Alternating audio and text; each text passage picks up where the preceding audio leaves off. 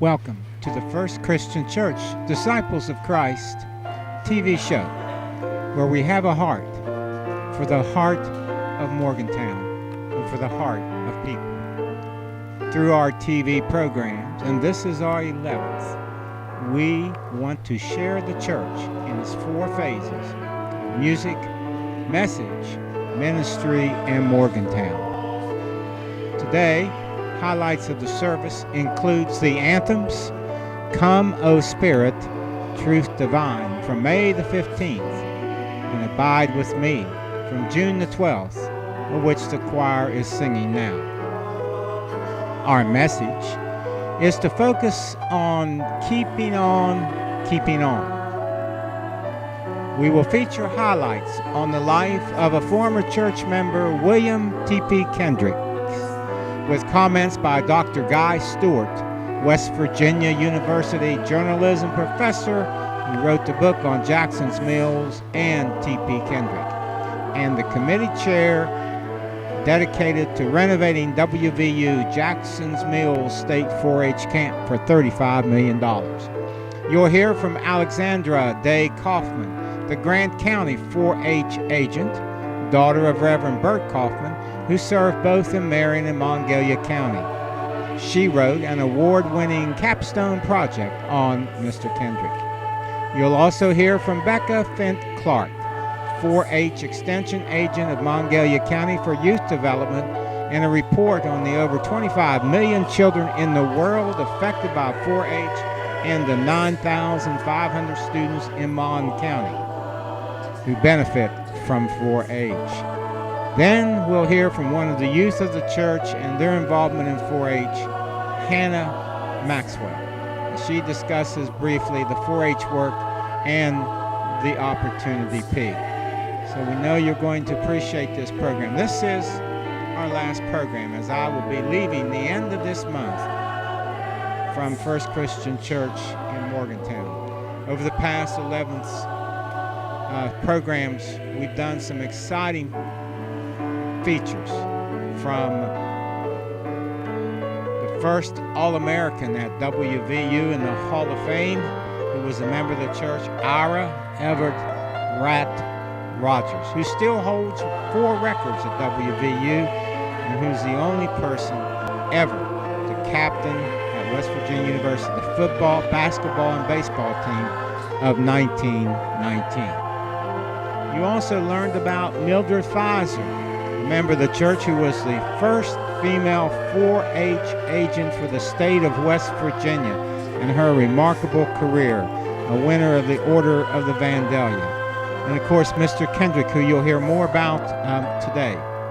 And Dr. Earl L. Core, whose book, Morgantown Disciples, outlines a comprehensive history of the disciple movement in Morgantown. In addition, Dr. Core, we will be dedicating a library to him in the church next Sunday on June the 26th. And in addition, he has a road named for him in Morgantown, and the Chamber of Commerce presents the highest award in the county, named the Earl Core Award for Community Service. So these events have triggered quite a bit of emotions, and we now begin with the spatial anthem by the choir that was done on the 15th, Come, O Spirit.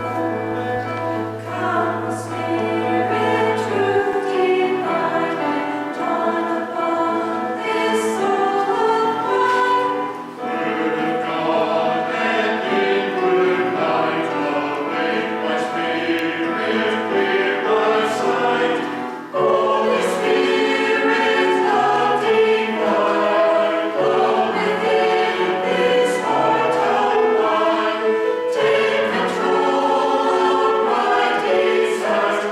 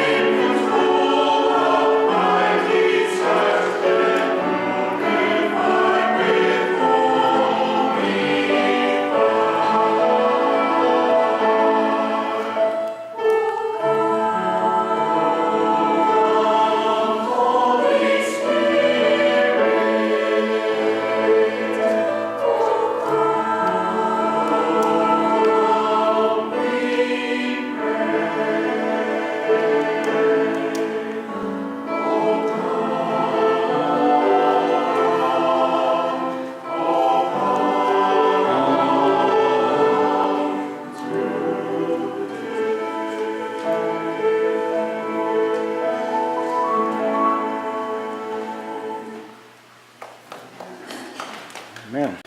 We want to present her with this award and certificate. We don't even need you to come up front. This is for your outstanding and dedication, leadership, and loyalty to the 4-H and to the church.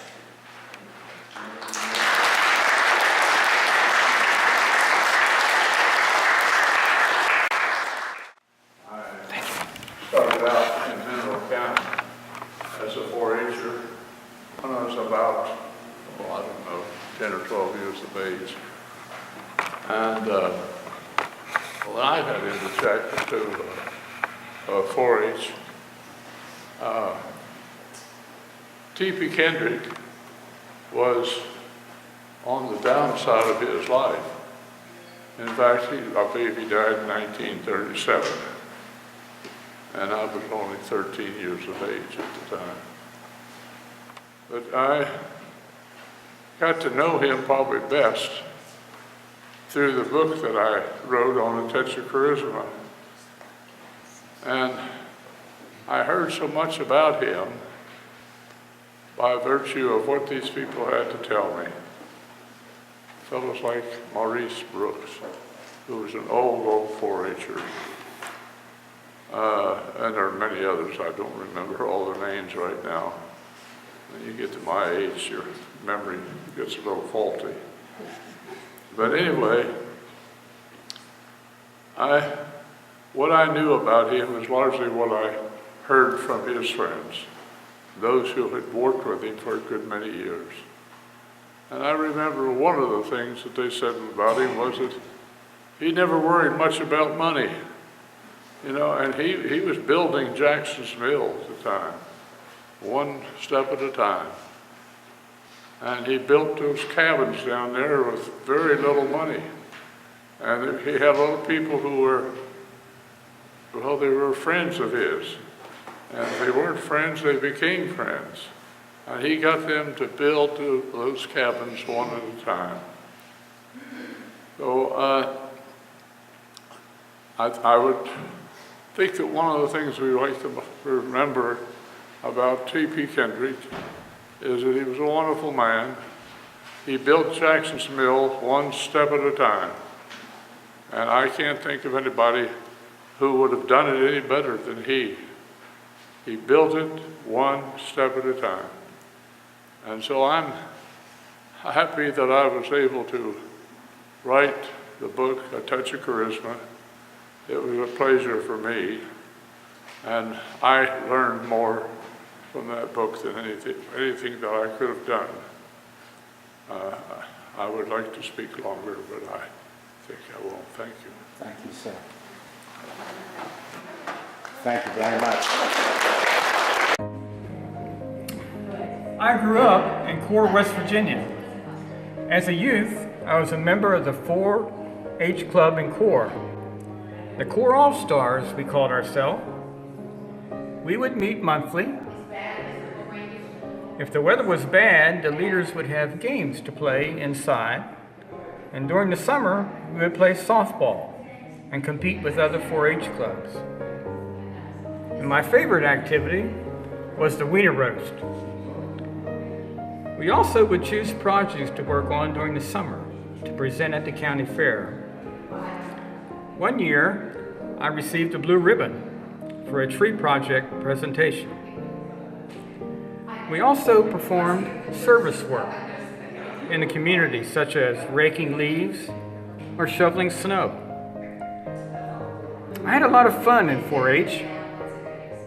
Now, I didn't realize it at the time, but 4-H was preparing me for life.